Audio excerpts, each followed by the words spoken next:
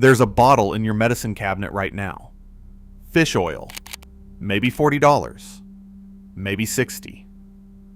Pharmacy brand. Burpless capsules. Promise to protect your heart, your brain, your aching joints. Throw it out. Or at least understand what I'm about to tell you. Because the women of Lancaster County have been getting 6 times more usable omega-3 from a slice of bread than you're getting from that whole bottle. And they've been doing it since before your great-grandmother was born. The bread is called flaxseed loaf, but that name barely begins to describe it.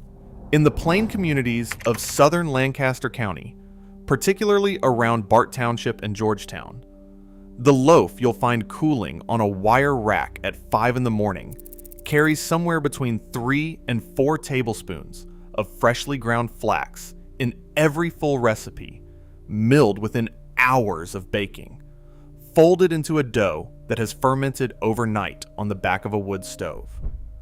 Researchers studying Amish dietary patterns have noted, for decades now, that these communities show unusually low rates of the inflammatory conditions that send the rest of us to cardiologists.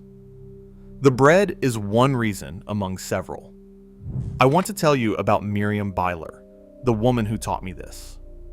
I want to tell you what happened the morning I sat at her kitchen table with a heart medication bottle in my coat pocket and watched her grind flax in a cast iron mill bolted to the corner of her counter. But first, I need you to stay with me, because the family practice I'm going to share with you at the end of this video, the specific way Miriam's mother-in-law taught her to wake the seed before milling, is something I've never seen written in any cookbook, Amish or otherwise. And it's the difference between flax that does nothing and flax that changes a man's blood work in 90 days. You don't need an Amish farm. You don't need a wood stove. You need a grocery store, a small grinder, and 40 minutes of your Saturday morning. Let me back up. 3 years ago, my brother-in-law, Dale, was put on his 4th medication in 18 months. Cholesterol, blood pressure, a blood thinner, then a statin that gave him muscle pain so bad he couldn't lift his grandson. His wife, my sister Carol, called me crying from a parking lot in Harrisburg. She said the cardiologist had spent 11 minutes with them and walked out mid-sentence.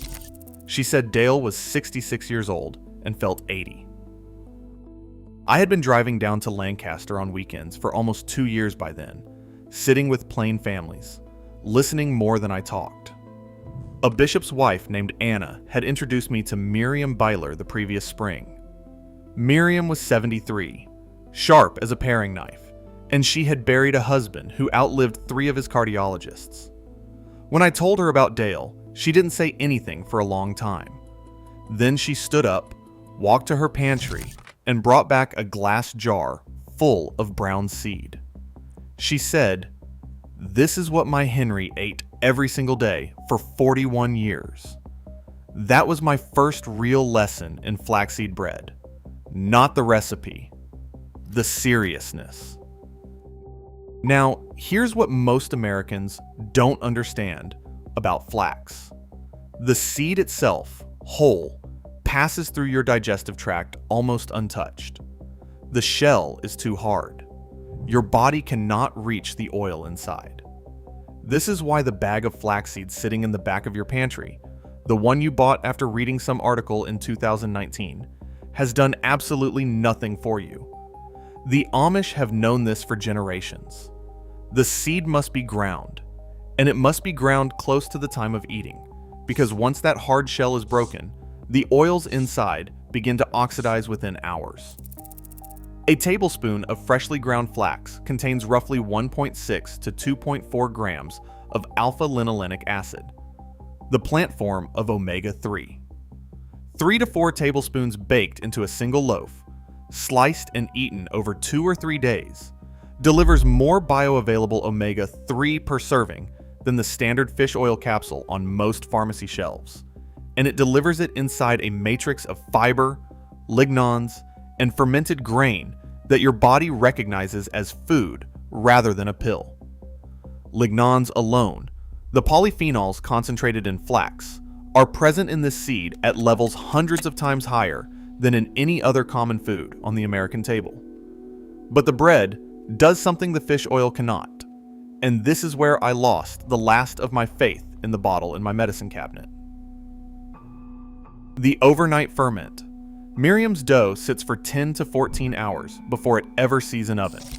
A small portion of yesterday's starter, a wild sourdough culture that her mother-in-law brought into the marriage in 1968, goes into a bowl with stone-ground whole wheat, fresh milled flax, well water, and a pinch of sea salt. The bowl gets covered with a linen cloth and pushed to the warm corner of the kitchen. By morning, the dough is alive. The wild yeasts and lactic acid bacteria have spent the night breaking down phytic acid, the compound in whole grains that blocks mineral absorption. They've pre-digested the flax. They've turned a pile of seed and flour into something a 70-year-old gut can actually use. Industrial bread, the kind sold in plastic bags at every grocery store in America, skips this step entirely. Commercial yeast, 45 minutes into the oven. The phytic acid stays. The minerals stay locked. The flax, if there's any in there at all, is rancid before the bag is sealed. Therefore, when Carol asked me whether Dale should keep taking his fish oil or eat Miriam's bread, the answer was already obvious to me.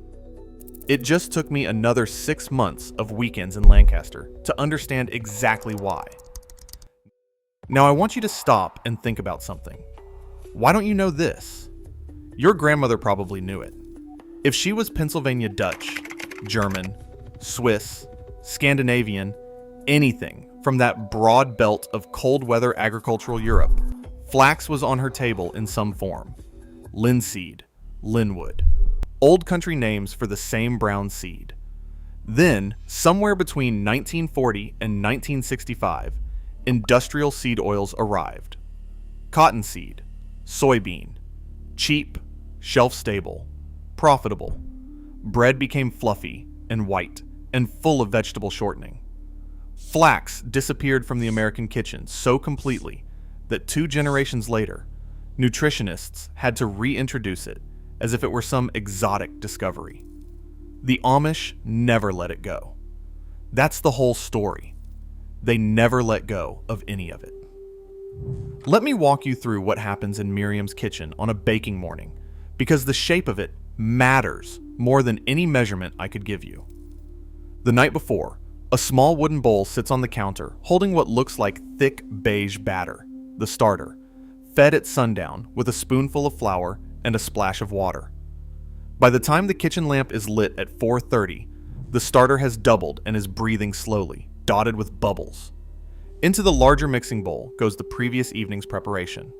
Whole wheat flour from a sack stored in the cold pantry, a generous handful of flax that was soaked in warm water at bedtime to wake the seed, a small measure of salt, and the living starter. Miriam works the dough with her hands. No mixer, no machine. The dough is wet, sticky, alive under her fingers. The waking of the flax is the part nobody writes down. The seed sits overnight in just enough warm water to cover, and by morning it has formed a thick, glossy gel around itself. This soak does 2 things at once.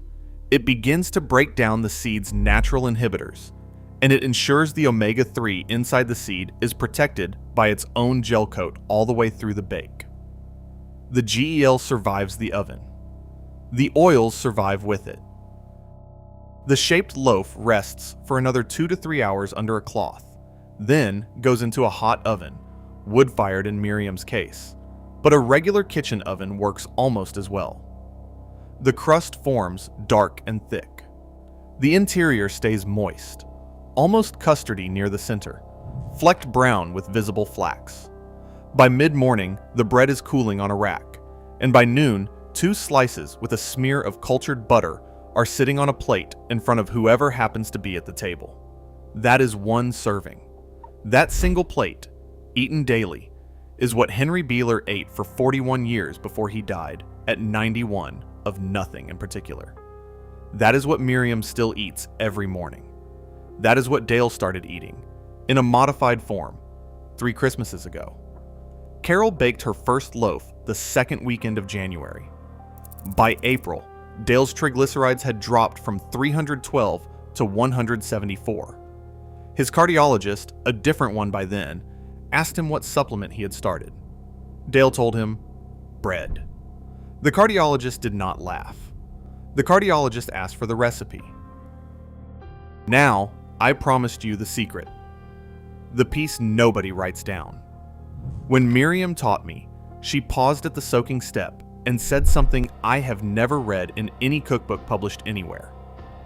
Her mother-in-law, the woman who carried the starter into the marriage in 1968, taught her that the warm water for soaking the flax must include 1 teaspoon of the previous day's whey, the cloudy liquid that separates from cultured butter or from strained yogurt.